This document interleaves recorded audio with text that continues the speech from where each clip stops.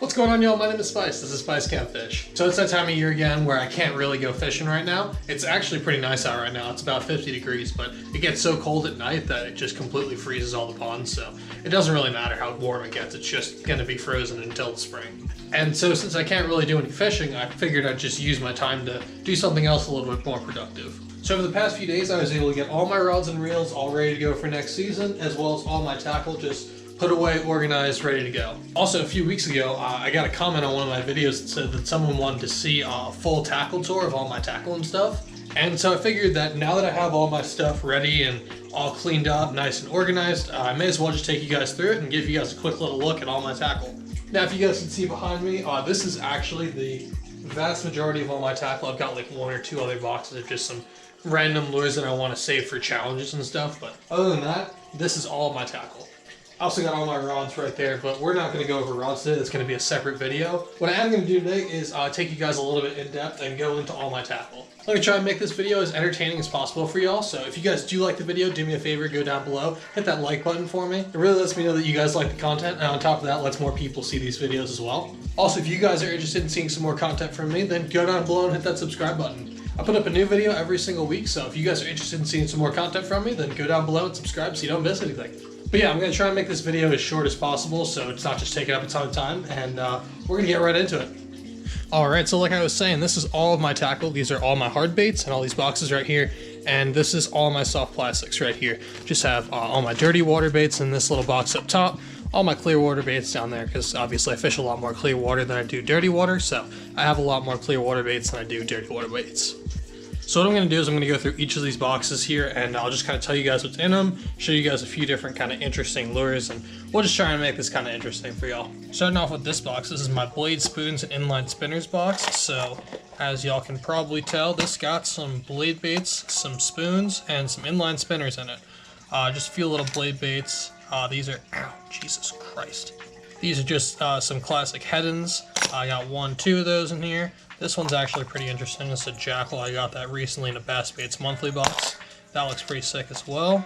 Don't really use this box a whole lot, but I have it just in case I need it. Next up is my really mediocre collection of buzzbaits and spinnerbaits. So I got a couple little chartreuse spinnerbaits down here, just for really dirty water. A few like more natural colored spinnerbaits in here. Couple night fishing ones for the night fishing that I don't do, and one buzzbait. This is actually a buzzbait that I got from my Bassbaits monthly box a couple months ago. Super sweet looking buzzbait. It's got this little clacker on it. I think it's made by Santone Lures, but really cool looking bait. Again, don't really use this box a lot. I don't really throw a lot of spinnerbaits, and I don't throw buzzbaits, but again, have them in case I need them. Alright, now this is my jig box. I have a ton of jigs, as y'all can probably, ow, Jesus, stab myself with a finger and I'm bleeding now. This is fantastic. Anyway, I have a ton of jigs, as y'all can tell. This is actually a really interesting box. This is the Groove Fishing big jig box. They're really well made, really durable. They have this little magnet thing here, which isn't actually the strongest magnet. I wish these little magnets in the corners and stuff were a little bit stronger, but other than that, I really like this box. So for the actual jigs themselves, I throw mostly Devil Horse jigs, which are a custom hand-tied jig that my buddy Derry ties up. He owns the company. Sweet looking little jigs. He makes really good flipping jigs, some really good finesse jigs, football jigs, swim jigs. I think he makes chatterbaits and spinnerbaits now too, so just a really good wide range of any sort of, jigs if you really want them. All these ones on the right side are Devil Horse jigs. So we got a bunch of his Arky styles up here, a few footballs back there, got some finesse up here, a whole bunch of his flipping jigs up here. I really like his flipping jigs. They're freaking awesome. Look at that one. That's like a bluegill color, a little bit of orange and blue. They look sick.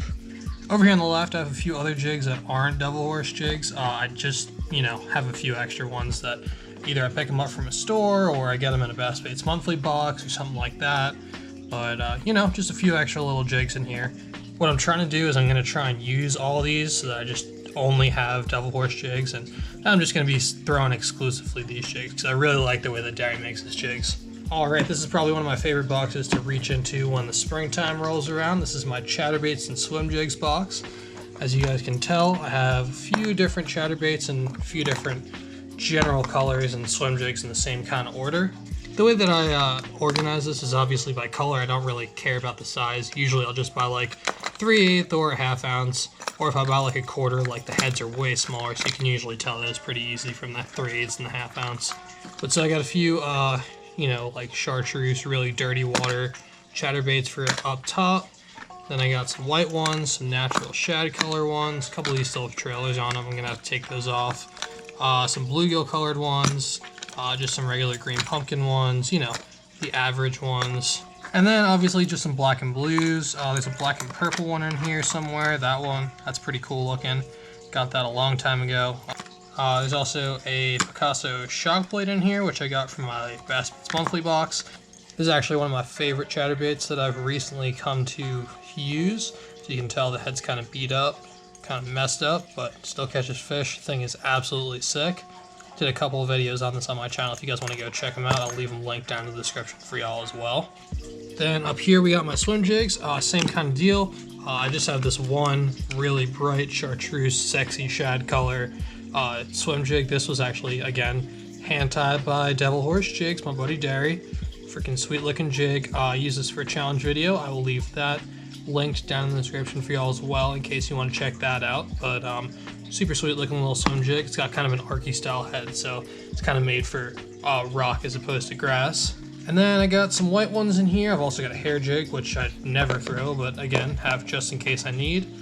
We got some green pumpkin ones, some natural bluegill color ones, you know, all the fun stuff. And then a couple black and blue ones. Again, if I'm throwing black and blue or chartreuse, I'm usually throwing it in really dirty water, and I'm usually gonna, you know, lean a little bit more towards throwing a chatterbait in dirty water as opposed to the swim jig.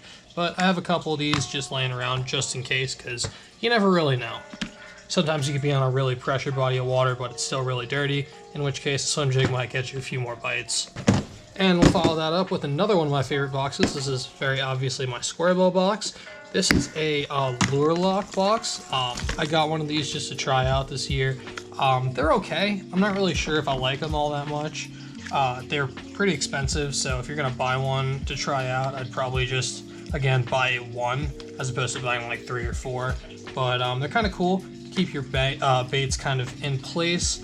I just wish it kind of stuck a little bit better. They just don't really stick all that well. But again, that's probably because I throw it around and, you know, it's all just gonna come on out. Anyway, getting into the baits, I got some red square bills down here. I don't really throw a lot of red square bills just because I find square bills have a really erratic action, and when you throw in red, you kind of want to throw it in like the really early spring where they're not really looking for all that erratic action. But keep a few in here, again, in case I need them. Next row up, we got some chartreuse ones. These are just, again, for some more dirty water. I don't really throw these a ton because I don't fish a ton of dirty water, but when I do, it's always good to have a few chartreuse crankbaits. I got a couple of these. These are like the discontinued Storm Arashi ones. Those are pretty sweet. Oh, by the way, I always write on the bottom of my square bills or crankbaits the number of rattles if I think I know how many rattles are in it, and also the pitch of the rattle. So this is kind of like a mid-range rattle. We also have some ones in here that are like high pitch, or this other Arashi crankbaits is silent, so I have silent written on the bottom. But a lot of people don't really think about that, but sometimes the different rattles in a crankbait can really make a big difference for your bite. So I always want to make sure I know what kind of rattles are in it, and instead of having to, you know, constantly be shaking crankbaits to figure out which one I want to be using, I just figured I'd write them all out and, you know, keep them organized that way. Also over here, we got one of those Gary Yamamoto square bills. I also got another one up here. These things are pretty cool. A lot of people know, obviously, about Gary Yamamoto soft baits, but not a lot of people throw their hard baits, and they got some pretty sweet looking colors, pretty good action, sharp hooks. Really like those. And then up here we got some of these natural bluegill colored ones. These are the, I think they're the Lucky Craft 1.5 Silence is what they're called. The LC Silence or the LB Silence, something like that. Those are some really great square bills if you're fishing in like clear pressured water, especially ponds where there's a lot of bluegill. These things are absolutely killer. Also got this really bright one. I don't know what company that is. And then a couple like just natural bait fish colors. Don't really look like a bluegill, but they just, you know, kind of represent a general bait fish color. So I always keep some of those in there. And then up top, we just got some regular shad patterns. Just some, you know, white, some sexy shad, just your average colors. Again, we got that Gary Yamamoto one up here again. This one's pretty cool, just kind of an interesting body shape. Got some really good action on that one. This is actually a pretty cool square bill over here as well. This is a jointed square bill. I don't know who makes this, but really interesting. Just got like a single joint, kind of like a glide bait in there, but again, got that little tiny square bill lip. Haven't really thrown around all that much, but looks pretty cool. And yeah, this is another one of those boxes that I find myself reaching into a lot in the spring. Alright, next up we got some lipless crankbaits. This is one of those boxes that I kind of need to stock up on. I really like throwing a lipless crankbait, and I don't have a ton of them. This is probably more than a lot of you guys have, but for me, this isn't a lot of liplesses, and they're all kind of just the same. They're not really super high quality, and you know, I need some more variety in here. So this bottom row, again, we're gonna have these red baits. Usually I'll just throw these really early in the spring. They're kind of a niche thing for me. I don't really throw a lot of red baits in general, but if I do, they're usually a lipless crankbait. This one's pretty cool. It's a Yozuri. Recently got that in the Bass Baits monthly box. This is another one of my favorites. This is a Rapala. I don't know exactly what it is, but I'm not really a huge Rapala fan, but this little lipless right here, I don't know what it is about it, but that's one of my favorites for crawfish pattern. Also got a cotton cordell in here. There's a few cotton cordell super spots in here. There's another one there. I think another one down there somewhere. I really like the cotton cordell spots. They're really inexpensive. You got to change the hooks out on them. The hooks are usually pretty garbage, but other than that, they got a really loud, like tinny sort of rattle in it. I'm not really sure how to describe it, but if you've ever like shaken one, you know what I'm talking about.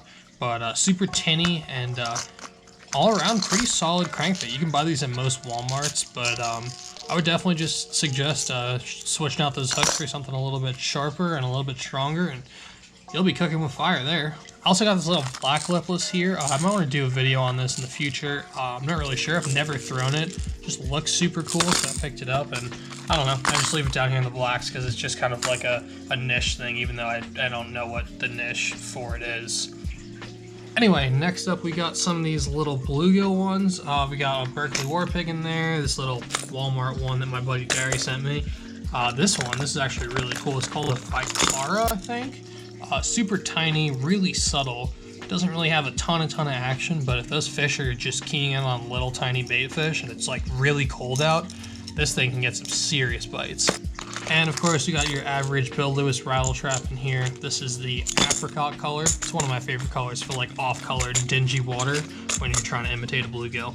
Up here, I got some more like just off-colored citrus shad kind of colors, just, you know, for a little bit dirtier water. We got like this violet chrome one down here. That's cotton cordell. Got this like weird bone color, but it's got like a black face. This is a Booyah one knocker. Really big fan of these liplesses. They're fantastic. And then of course just your average citrus shad cotton cordell super spot. Nothing special there. And then up here we got some just more natural like shad colored ones. So got a couple Bill Lewis's in here. Lunker Hunt one. This one's got a lot of paint missing on it, but that's more just for me like smacking it on the water than catching fish, honestly. This thing doesn't really work all that well. It's got kind of a weird wobble to it, just not exactly straight what you're looking for lipless crankbait. I've also got this thing, which is really cool. This is a Spro Uruku shad. This is their Morning Glory or Old Glory color. I don't remember what it's called. One of those two, though. Super sweet. When I saw it online, I thought it was going to be like a bluegill color, but when I got it in hand, it's more of a shad color, but I really like that. It's super cool, really reflective. Got some gold, some pink, some blue, black back. Thing looks sweet. I just picked it up at the end of the year last year, so I didn't really get to throw it all that much, but looks awesome. And I also got this. This is a live target. It's just an absolutely massive lipless crankbait. I don't really throw it all that much, but again, just have it in here in case for some reason they're eating just a massive lipless crankbait. Alright, I'm sure this is going on forever, so I'm going to try and speed it up a little bit. This is my Spooks and Whopper Ploppers box. I don't really use a whole lot of topwater in general, so this just has a couple Spooks in here and a couple Whopper Ploppers. Whopper Ploppers are down here, and all of your Spook style baits are up here. Usually if I'm throwing a Spook, I'll be throwing a head in either a chugging Spook or a super Spook. As you guys can tell, there's a bunch of them in here. They're just like everywhere. Got Strike King, Mega Dog, or whatever their walking style bait is. I'm not really sure, but it's alright. Gunfish down here, Cotton Cordell, I forget what that's called, but it's a cotton cordell. Another one of those Gary Moto baits. Those are super sweet. Yeah, not a box that I reach into a whole lot, but I really do like throwing those when I get the chance. All right, next up we're gonna go with my poppers, spy baits, wake baits, and other small miscellaneous topwater box. This is pretty much just everything else that I didn't really want to put in the other box with the spooks and the top whopper bloppers. But up here I got some that have like a little bit of a yellow belly or an orange belly. Then over here we got some poppers that have a little bit more like a bluegill or a natural baitfish bottom. Got a little micro popper here, a little white one. Don't really use that all that much, but again, if you're trying to find some little bluegill or something, that could be kind of cool. We also got a little chugging spook in here, or I think this is called a chugging, I don't remember. Chug bug, sorry, that's what it's called. These things are really cool. It's the only chrome popper that I have, but if you guys have never used one of these, they're old school, but they still work really well. Down here, got some wake baits. These are pretty cool. I don't really throw a lot of wake baits. They're just kind of like a niche thing for me. But I got a little Berkeley one in here, KVD one, and this one is actually one that I found on the bank while I was walking around at one of my favorite little ponds. It's a little Mega Bass one. I think it's a discontinued color, but super sweet looking little bait. Over here we got some prop baits, got a Bagley and another Bagley. Don't really throw these a whole lot. Again, I'm not really much of a topwater guy. I don't really throw a topwater all that much. In my experience, if you can throw a topwater and they're biting a topwater, they're usually biting something else better. But again, I have them just in case I need to. Also got a crank in here. It's a mix between a popper and a crank by Booyah. And then I just got this little dumb hot dog Strike Pro lure. Doesn't work. Don't want to talk about it. All right. This box is going to be absolutely hilarious for y'all. You guys get to make fun of me a little bit here for my wide selection of frogs. I do have a few more coming in the mail right now, but right now this is looking pretty weak. All right, ready? Bam. Look at that. Yeah, that's my whole frog selection. I got a Poppin' Pickle, aka a Strike King Poppin' Perch. Shout out Kicking Their Bass TV. I got this little lunker hunt thing, which is kind of like a prop frog, but I don't know, never really used it. Looks kind of interesting, but doesn't have a lot of action, so it just kind of sits in here. And then I just got some of these little like ribbit toad style things. So we got some like horny toads in here, these little weird things, but I don't really use those all that much, so they're just kind of taking up space at this point. But yeah, again, I have a few more frogs coming in the mail. You guys should keep your eye out. I'll have some unboxings coming in the future. You'll be able to see some more frogs that I picked up that I'm really excited to try out this year. But for right now, this is looking pretty sad. All right, going over to a box where I have a whole lot of stuff for pretty much no reason at all. This is my jerkbait box. I don't throw a lot of jerkbaits. I've tried to get into them. I've really tried to learn how to throw them. That's probably why I have so many of them, but I don't know what it is. I'm just not a good jerkbait fisherman. That's just how it is. But anyway, I got a couple of these weird ones down here. I got this Gary Moto one again. Super cool paint job, but it's just kind of like a craw color. Not really sure what I was thinking when I picked that up. Maybe I thought it looked different in the packaging or something. I don't really know. I also got this absolutely massive 130 size Yozuri jerkbait. It's got 3 hooks. It's kind of like a purple with a brown back. Really translucent, but it's just so big. Like it's just such a big jerkbait. I don't know when I'm ever gonna throw this, but looks pretty cool. And you know, in case they're keying on bigger bait, I guess it could be interesting. Next one up, we got some bluegill jerkbaits. This is a 6 cents provoke. Really cool looking jerkbait. I haven't caught anything on it yet, but looks really nice. Has a really good action in the water as well. Then we got some translucent ones here. These ones you can see straight through. So these ones are just kind of like your clear, transparent ones. Got some for more off-colored water. This is a new one from 13 Fishing. This is a whippersnapper. Looks pretty sweet. Picked up a couple of these. Actually, the one that I was just showing you is also a whippersnapper, but they look pretty sweet as well. Again, good action. I just haven't caught anything on them yet, so I can't really speak on them all that much. And then up top, we have just some chrome ones. We got some Rapalas in here, a couple of Yozuris. Berkeley, this is actually one of my favorite jerkbaits. This is a Berkeley cutter. This is a 90 size. Both the 90 and the 110 size. They're pretty good. I caught my only smallmouth of the year on this one so far.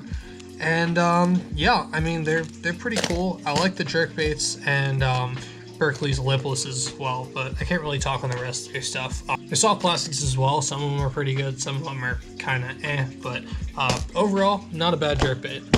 Anyway, here's another box that I need to amp up a little bit. This is my medium depth crankbait box, so anything that dives like 8 to 15 foot will go pretty much in here. Got some ones for dirty water down here. Got this little coffin bill one. I don't know exactly what company this is, but it's got some really interesting action to it. Got this weird cracked pattern one, which I'm kind of scared to throw because I kind of like it and I don't want to lose it, but looks pretty sweet. And this little tiny, I don't even know what this is, just a little tiny jerk or crankbait for, you know, cold water, really thin, so it's got a really tight wobble to it. Kind of interesting little bait. As you can see, I don't have any red ones or any bluegill ones because I really need to stock up there, but I got a whole bunch of these little white ones, little like, you know, just shad colored ones. This is usually the color that I reach for when I'm reaching for a medium diving crankbait. It's just some sort of shad color, so this is pretty much where I keep the vast majority of these crankbaits at, just this kind of like color range. Got another Berkeley in here. This one I recently got from a Bassbaits monthly box. This is their Dredger. Super sweet looking little crankbait. I also have no idea what this one is, so if you guys know, let me know down in the comment section below, but I would love to pick up some more of these, so hit your boy up if you know. Alright, we're gonna go into this one. This is my deep diving crankbait box. I don't really throw deep diving crankbaits all that much. I don't fish very deep water, but when I do, I have a few in here just in case. Got a couple of these little red ones, got a bluegill one just in case, a couple of these chartreuse ones, and a few of these more natural ones. I'm not really going to go into this box because I can't really speak on any of it. Again, don't really throw these all that much, but when I do, they are here. Alright, next up I have the Swimbait box. I'm actually going to save this. I'm not going to do a video on this right now, but if you guys want to see a video on this, let me know down in the comment section below, and also leave me a like on this video so I know, and I'll make sure to make this video.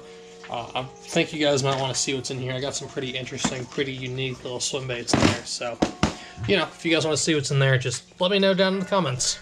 And last up is going to be my terminal tackle box. Nothing really interesting in here. This is just where all my hooks, weights, lines, and sinkers and such go. We got, you know, Carolina rig stuff over here, Ned rig heads, bunch of jig heads, bunch of hooks, more jig heads, some underspins, punch tops, we got some drop shot weights, wacky rig hooks, you know, all the fun stuff, all the weights you could ever possibly need. Ooh, oh, here's something pretty cool. These are the Slither rigs by Strike King, but the original skirt like melted off there within like 5 minutes of me taking it out of the package. So what I did is I had my buddy Derry over at Devil Horse Jig, which again, link is in the description if you guys want to go check him out. But I had him make me up a couple of these little skirts and just fitted them on the Slither rigs, and now I have some super custom, super epic looking little skirts. Here's another one.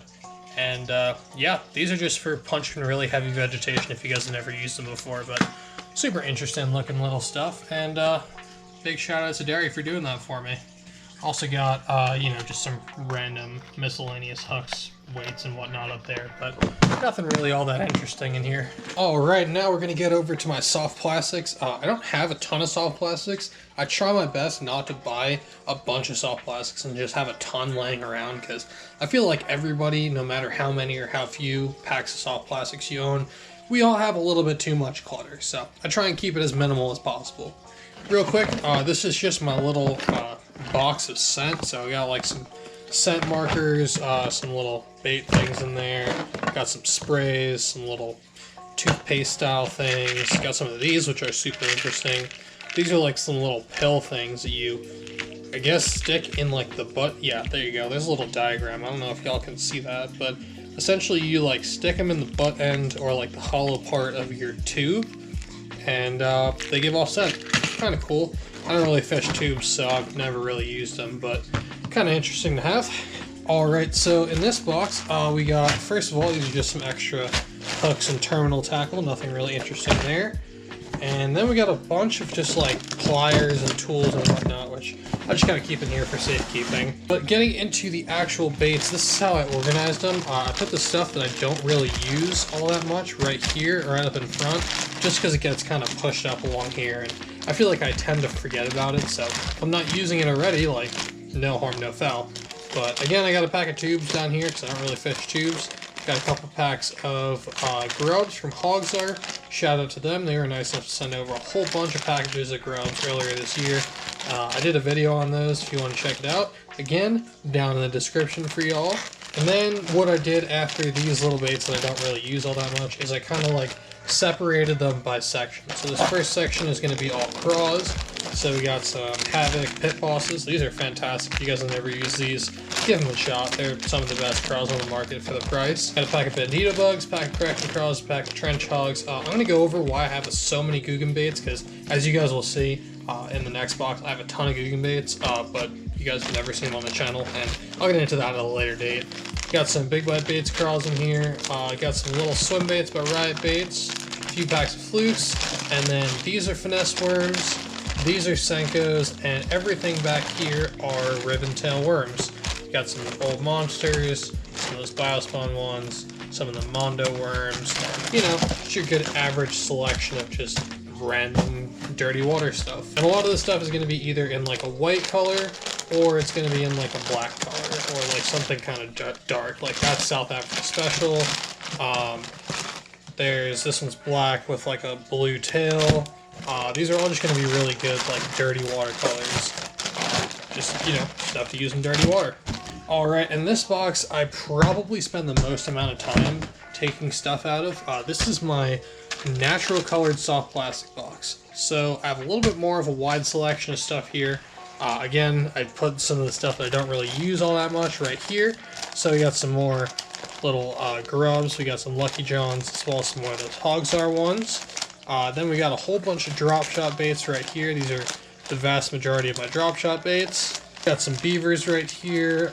These are kind of interesting. These were made by Realtree, like the company that makes the hunting gear, I guess. I don't know. They made some fishing lures. They're just essentially like a beaver. They call them their 4-inch craw. They're not really craws, but whatever. They're alright. They work pretty decent, I guess.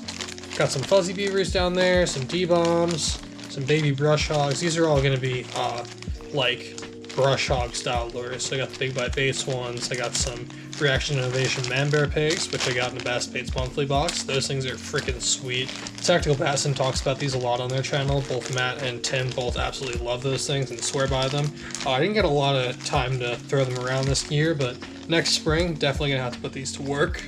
And then we got some more trench hogs, some bile bugs, a couple of rage products, and then a whole bunch of bandito bugs and kraken craws in a bunch of different colors, just all the natural colors, some rage craws. Down here we got some swim baits, just some random little odds and ends. This is Lake Fork, Live Magic Shads. These are some of my favorite swim baits on the market. Super good. Wish they were a little bit more durable, but really great swim baits. I also picked these up. These are the 13 Fishing My Name's Jeff. They look pretty sweet. Pretty good like chatterbait trailer I'm seeing. Maybe like a subtle swim bait, but I really just picked these up as a chatterbait trailer. Figured I'd just give them a shot. Looked really interesting. Got a few like smaller swim baits in here, just a couple packs of tiny ones that I don't really use all that much, but this could be good on drop shots as well. And then down here I got a lot of my worms. So I got all my finesse worms right here. Got some Zoom, some Gary Yamamoto cuptail worms. Got a few packs of these from the guys over at Cornerstone Baits. They were nice enough to send over some of their finesse worms, which I guess were discontinued, but this sauced me over a couple packs and really appreciate that. Shout out to you guys. We also got a few packs of these Slim Shakes down here, a couple different colors. Those are again some of those Googan baits that I don't really use all that much, but I have a whole bunch of them. Then we got a few packs of Senkos in here. I probably should stock up on some Senkos, but I think I should probably be okay between that and the finesse worms that I have. But I got some power bait ones. These ones are really big actually. These are the 6-inch, so those you're probably gonna have to cut down, or gonna want to cut down at least, just in like your normal average pond fishing setting.